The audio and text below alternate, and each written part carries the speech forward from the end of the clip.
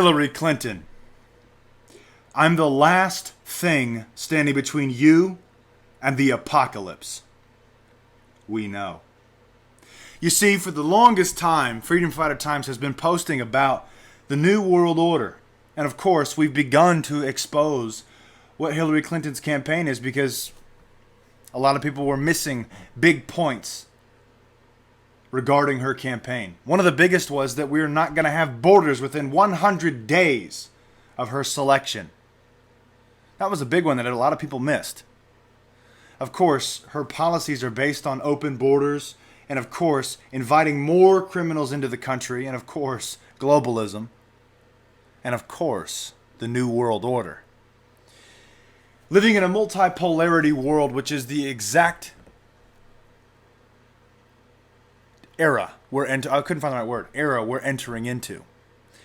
And what comes right after that multipolar world or multipolarity-based world is the New World Order, because it can't last. She would be the facilitator of the collapse. Barack Obama is not nearly extreme enough to get it done. Now, of course, a lot of people are saying he's beyond extreme. I would have to agree with you on that particular note, but not to do away with guns, not to do away with certain things. Even though he's gone after them, it is very evident that the puppet is unable to be the person that facilitates the actual collapse of it all.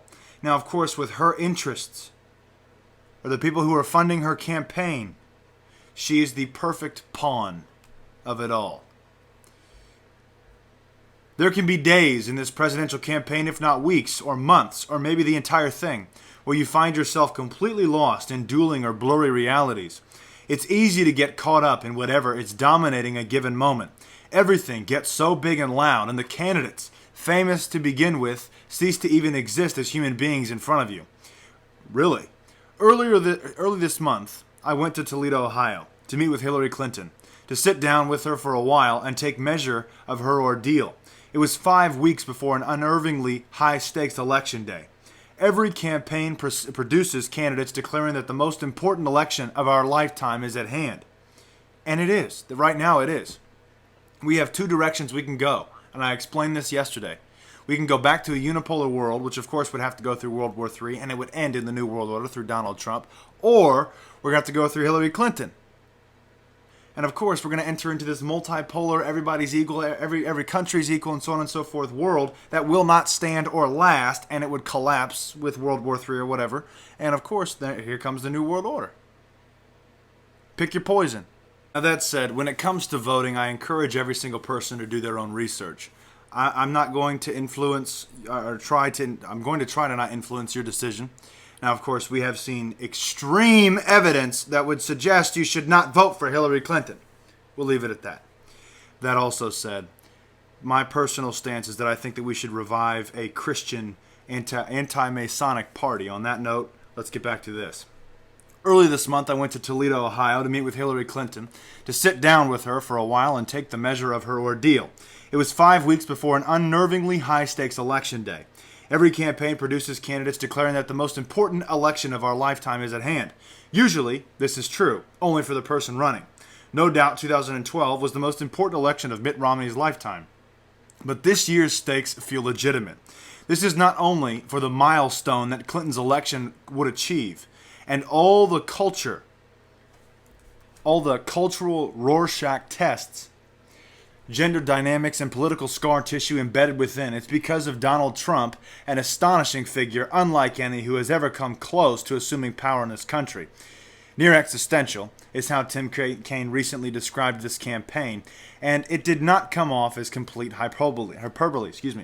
Clinton had a rally scheduled in a rundown section of Toledo, the northwest Ohio city that ranked as the fourth most economically distressed of the nation's 100 largest. It is home to many of the struggling white working class men who have made Ohio such tough terrain for Clinton and surprisingly fertile for her billionaire opponent. Clinton has trailed consistently in polls here. Even though Barack Obama carried Ohio twice, I drove through town, passing block after block checkered with Trump signs, listening to screed after screed on talk radio about of course, the Obama and Clinton, and it sent me into one of those echo chamber vortexes where I began to wonder if any Ohioans would be voting for Clinton at all. Now, that being said, we can keep reading this thing if you would like to. Of course, this is a very, very, very long New York Times report. But I would like to show you where she actually said this. It's all the way at the very, very, very, very last paragraph.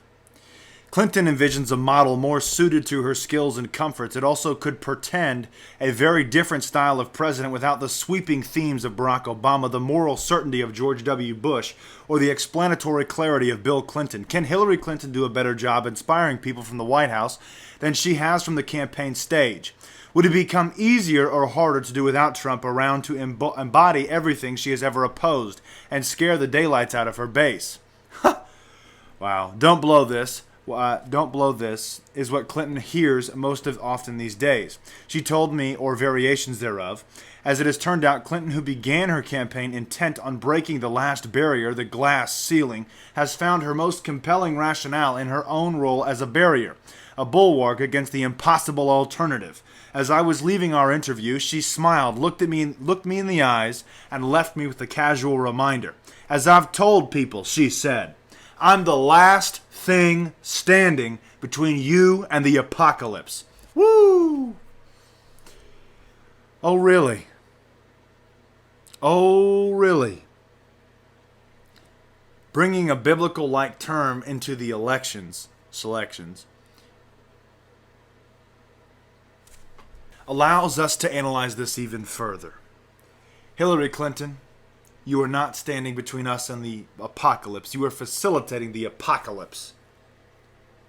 If you choose to use such words, so will we.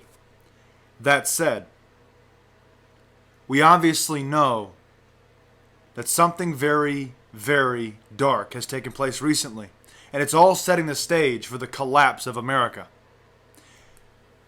Just in September, the UN signed on the agenda for a new global human order. On November 4th, 2016, the Paris Agreement for climate change will go into full effect. And climate change deniers, of course, can go to jail then. There are a few barriers left before they build the new world order. Officially. And of course, that would mean that they began to tear down every last little bit of the old world order, or the foundational shift that is coming, or the old foundational structure of the world. Things are beginning to change, and everything is speeding up. I hope you're paying attention, because never before in history have over 100 million people watched a debate for the U.S. presidential elections. Twice now. Never before, let me rephrase this. For the first time in history, the second presidential debate was the most tweeted in history. There are people paying attention. And people are awake. Oh, what a time it is to be alive. That's all I got for you. If you are not right with Jesus Christ, please get so today. There is not much time left. God bless and carry on.